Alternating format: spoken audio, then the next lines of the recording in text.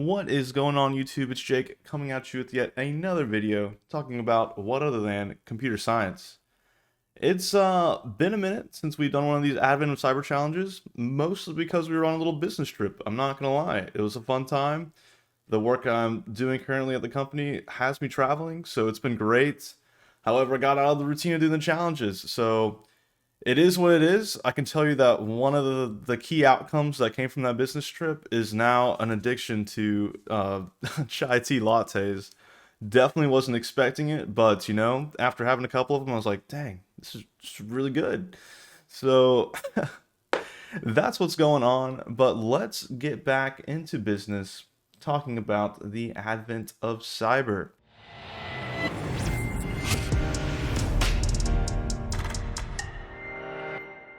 We're on challenge 5 today, the pesky elf form, and it's looking like we're going to be doing some XSS, which is cross-site scripting.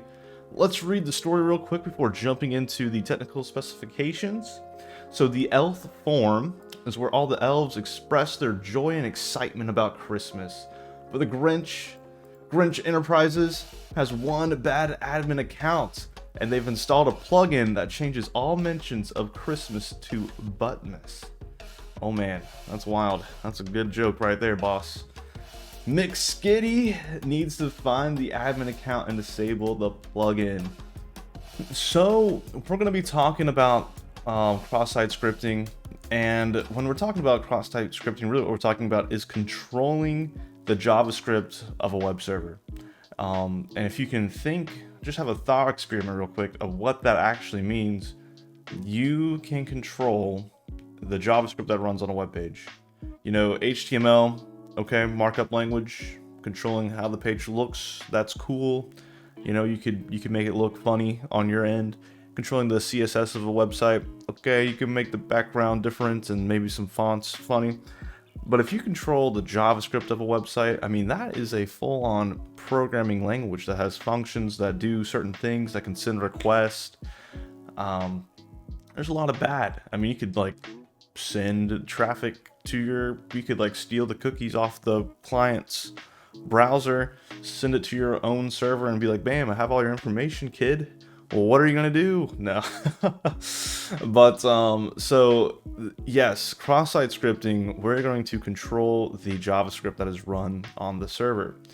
And there are 4 main types of this cross-site scripting. There's DOM, reflected, stored, and blind. Now, I'm not an expert on cross-site scripting, and some of these I don't necessarily know the use cases for. However, I encourage y'all to pause and read these if you are so curious too. I think what we're going to be kind of trying to do, we'll go to the challenge and we'll see which one of these attacks we end up using.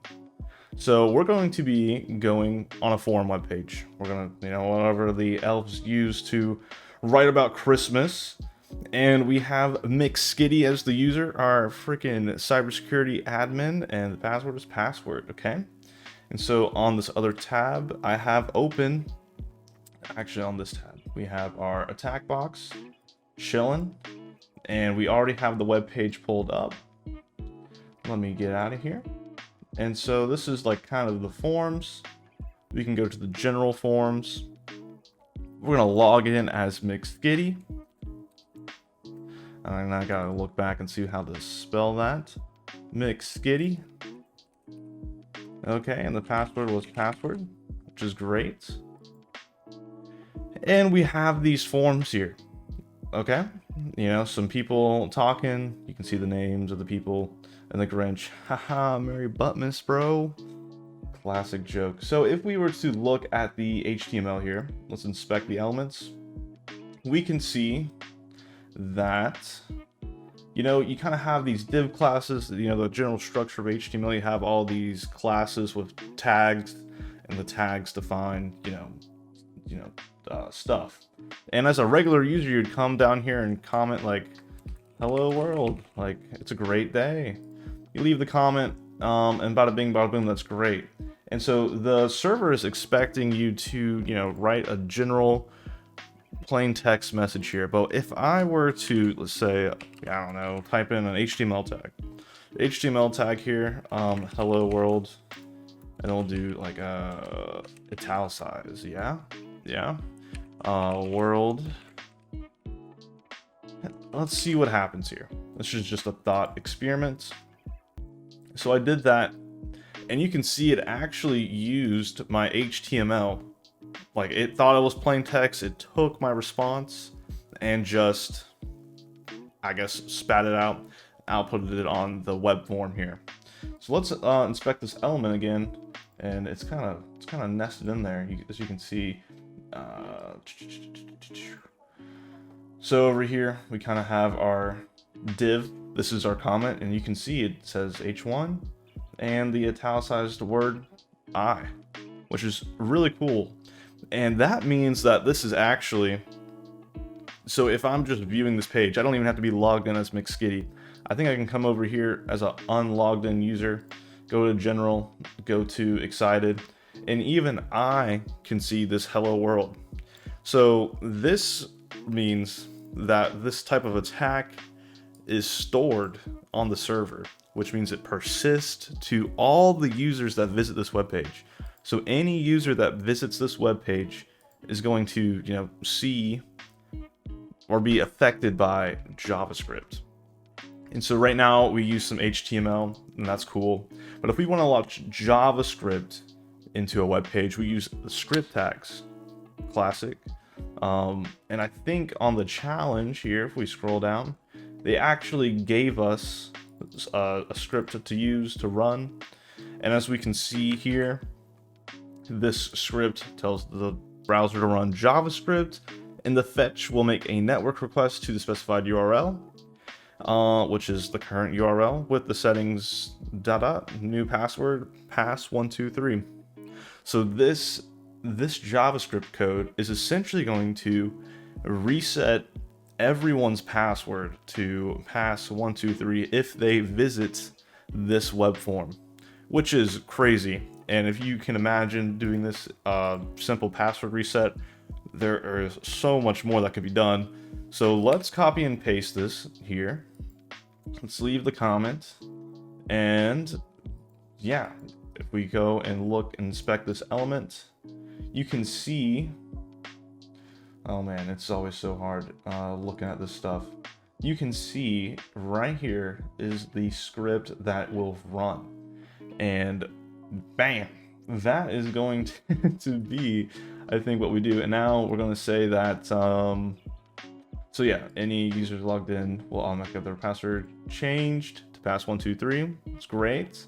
Let's log out and see if the Grinch has visited the thread by trying to log in as them. It may take up to a minute before the Grinch visits the web page.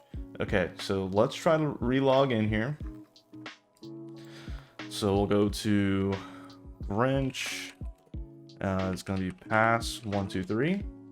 Wow, look at that. He's already logged in. That's crazy, dude. He's looking at these forums. He's sniffing them. He's ready to stop Christmas.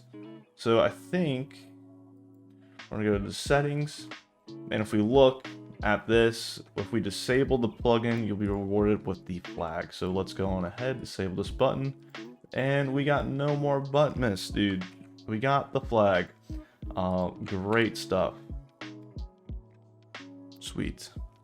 So that was probably one of the more complicated ones. I know it's a challenge. They don't make it too complicated, but you can imagine that this is like an apex problem, or a huge problem in cybersecurity. If you have access for cross-site scripting, I mean, you can really mess things up.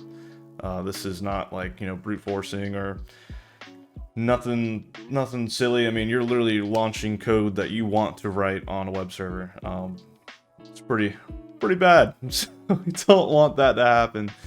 And as a final note, when it comes to defending against this cross-site scripting stuff, you would think that you could just disable JavaScript from being inputted into the browser.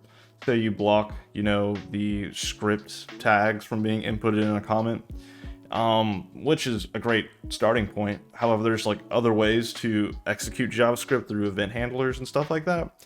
So it is a tough problem, but luckily all the modern libraries when it comes to creating websites and all that have, you know, their own custom cross-site scripting protection. There's some libraries out there that do it. I don't have them on hand, but I'm sure if you did some research, you could find some. But yeah, this was a video about cross-site scripting, and I hope you learned something new. So take care.